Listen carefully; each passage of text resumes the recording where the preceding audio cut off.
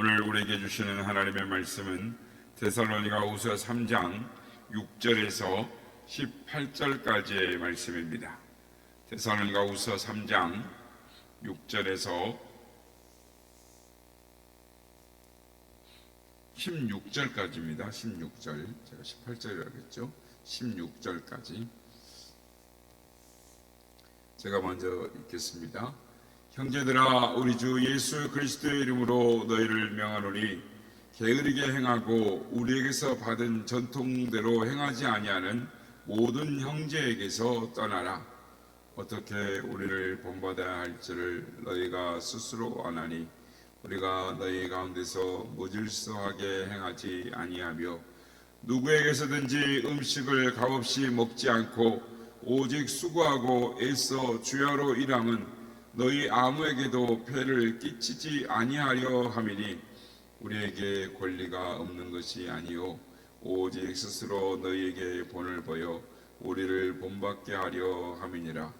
우리가 너희와 함께 있을 때에도 너희에게 명령하기를 누구든지 일하기 싫어하거든 먹지도 말게 하라 하였더니 우리가 들은즉 너희 가운데 게으르게 행하여 도무지 일하지 아니하고 일을 만들기만 하는 자들이 있다 하니 이런 자들에게 우리가 명하고 주 예수 그리스도 안에서 권하기를 조용히 일하여 자기 양식을 먹으라 하노라. 형제들아, 너희는 선을 행하다가 낙심하지 말라.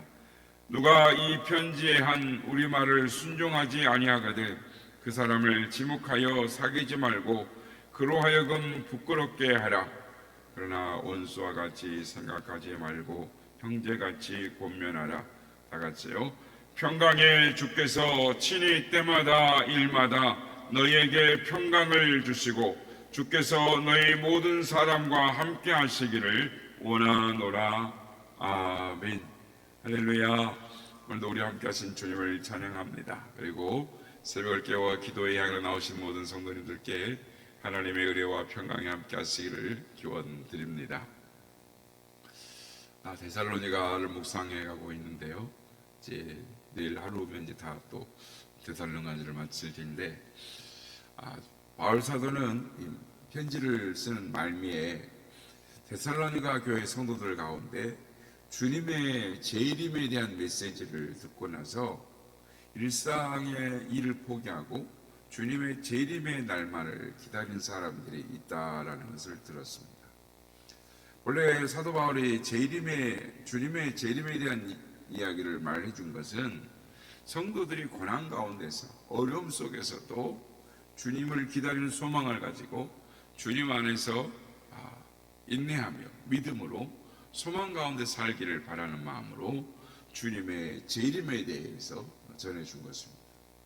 그런데 성도들은 그것을 오해해서 마치 주님의 재림을 기다리는 자들은 아무 일도 하지 않고 오직 주님의 재림만을 기다리는 것이 믿음이 있는 것이냐, 최고인 양 잘못 알고 지냈던 것입니다.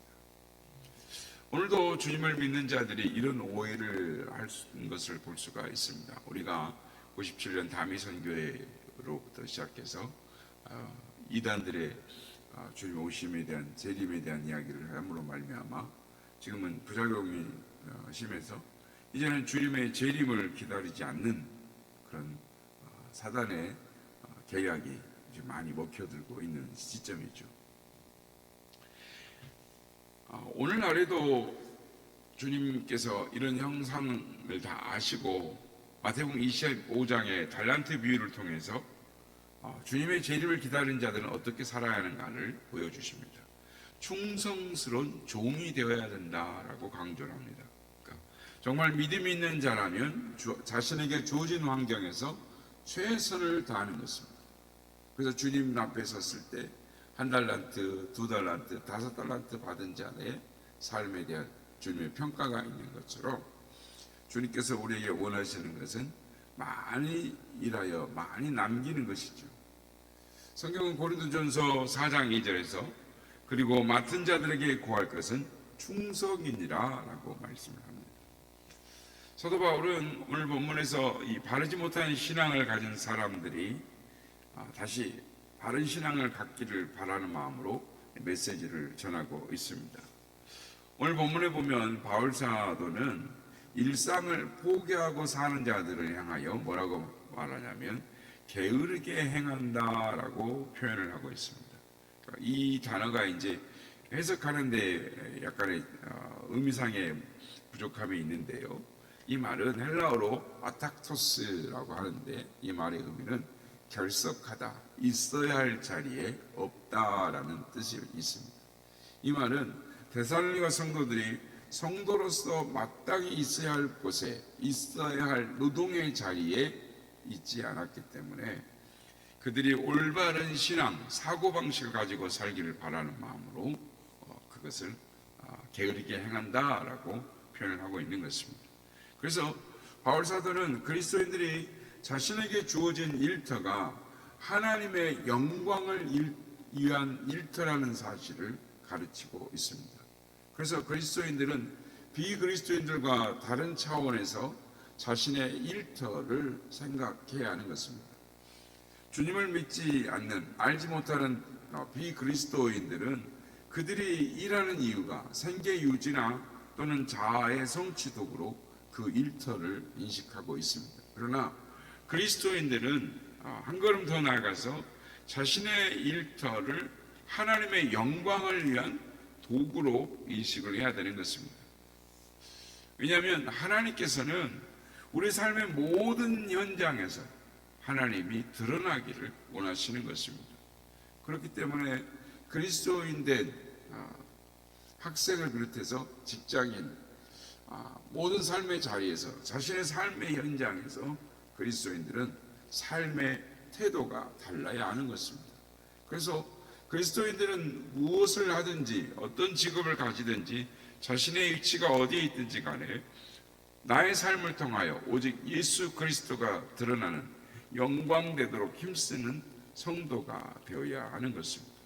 그래서 바울 사도는 빌립보서 1장 20절에서 자신의 신앙을 이렇게 고백합니다. 나의 간절한 기대와 소망을 따라 아무 일이든지 부끄러워하지 아니하고 지금도 전과 같이 온전히 담대하여 살든지 죽든지 내 몸에서 그리스도가 존귀되게 하려 하나니 라고 자신의 신앙을 고백을 합니다. 그렇습니다. 그리스도인들은 삶의 방향을 수정해야 합니다. 나 자신만을 위한 삶이 아니라 또는 가족을 위한 삶이 아니라 이제는 주님을 위한 삶의 자세로 수정되어져야 하는 것입니다. 이렇게 될 때 주님께서 우리 안에서 영광을 받으시는, 드러내는 그런 삶을 살아갈 수 있게 되는 것입니다. 그러므로 성도들은 어떤 자리에 있든지 믿지 않는 자들보다 더 자신에게 주어진 일에 최선의 삶을 살아야 하는 것입니다. 그렇다면 우리는 지금 우리가 있는 일터는 어느 곳입니까?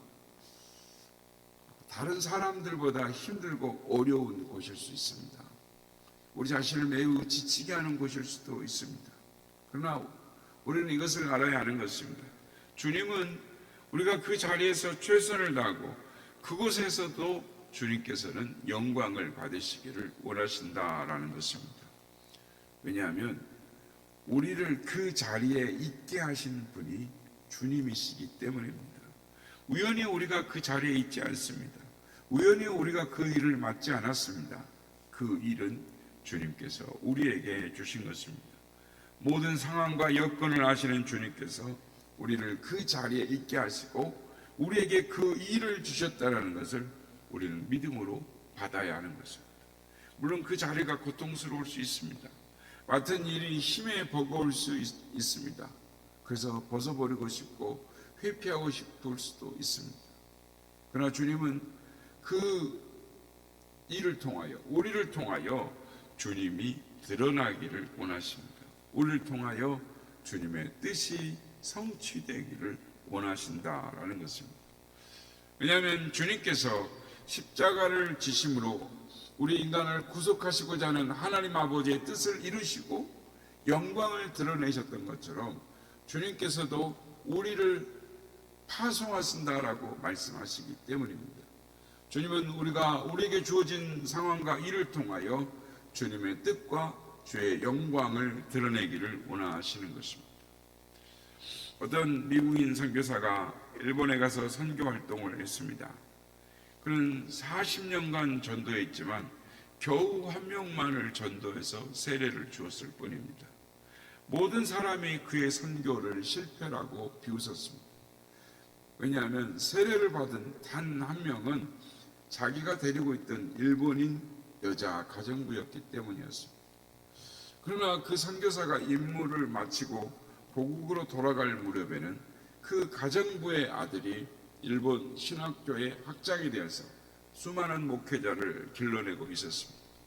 그 선교사를 보고 실패했다고 비웃던 사람들이 그제야 그를 성공한 사람이라고 찬사를 아끼지 않았습니다. 또 다른 선교사의 이야기입니다. 중국에 처음으로 개신교 목사로서 선교를 한 모리슨 목사님이 있습니다. 모리슨 목사님이 중국 선교를 해 배를 탔을 때 선장이 그에게 물었습니다.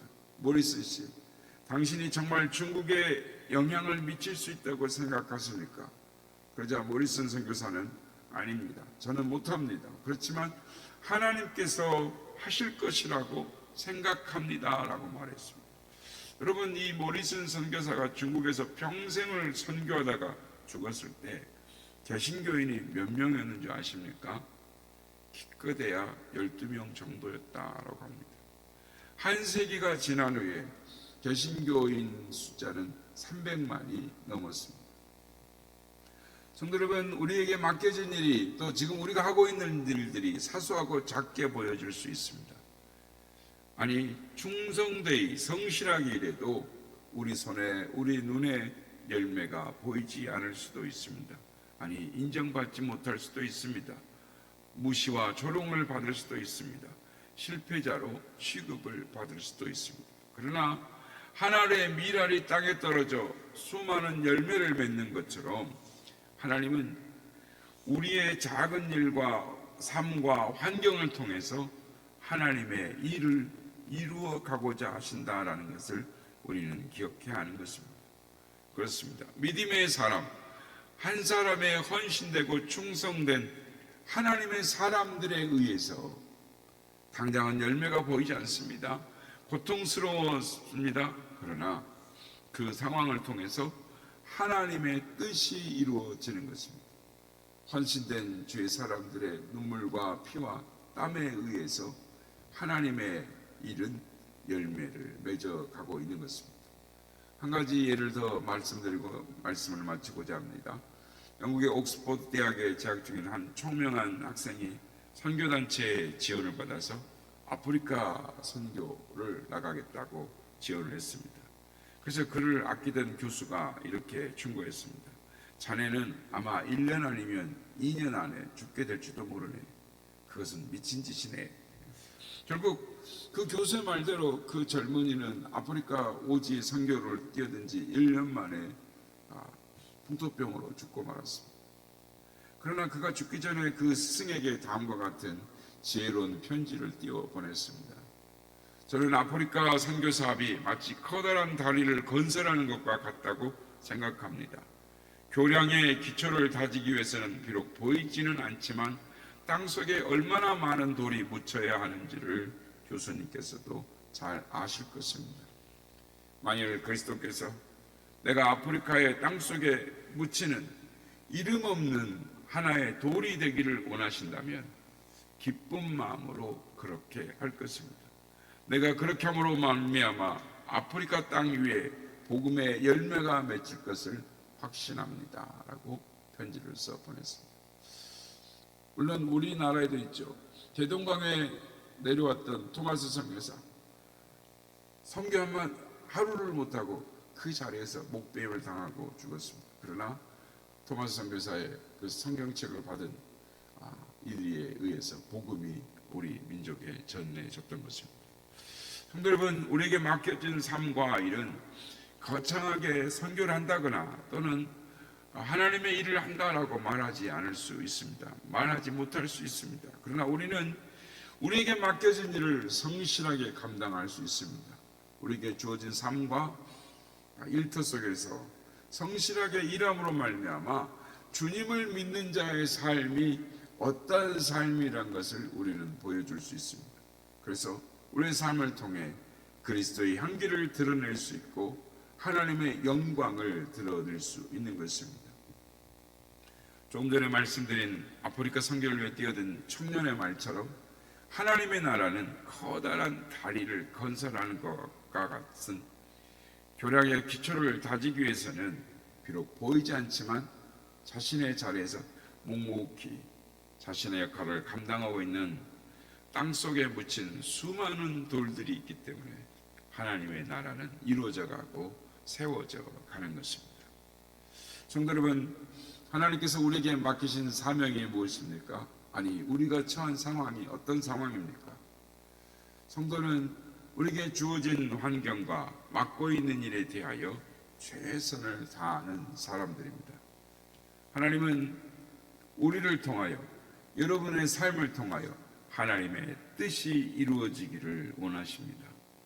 하나님의 영광을 위하여 우리가 선 자리에서 충성하는 우리 모두가 다 되시기를 예수님의 이름으로 축복합니다.